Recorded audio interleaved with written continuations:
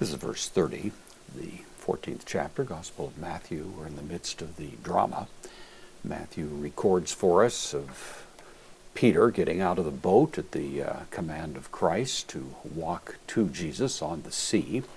And of course he starts off well, but the well-known incident involves Peter being overtaken by fear, which is what Matthew records for us here. So we have blepon, from blepo, I see. This is a present participle, masculine singular nominative, which goes along with Peter, who's the implied subject. So seeing, in the act of seeing, postpositive da, so but seeing, ton anemon. This is the word for wind, connected to our word animal, which has to do with living things, kind of a distant connection there. So seeing the wind. Iskuron means boisterous or strong. It's not in the best manuscripts. It was probably added in at some point along the way. Seeing the wind. Ephobethe, from phobeo, I fear. And this is the third person singular aorist passive indicative. So he became fearful. He became frightened as he saw the wind. He didn't really see the wind, but of course he saw the effect of the wind and the waves and so on. Kai, connective, arxamenos. This is from archomai, means to begin, the middle voice. That's what we have here, so it's the aorist middle participle.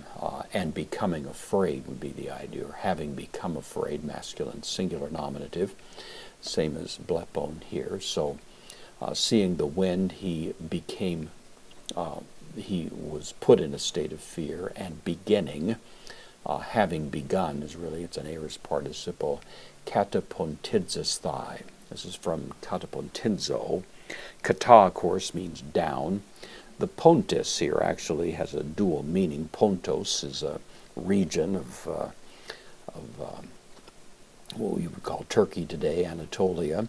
But it also fundamentally means sea, and so that's the sense of it, going down, kata, into the sea, or sinking would be the idea. So he became afraid, and beginning to sink. This is a infinitive, present passive infinitive, so he began to sink. Ekrogzen, from kradzo, crying out. This is the third person singular aorist active indicative. He cried out. Present participle saying.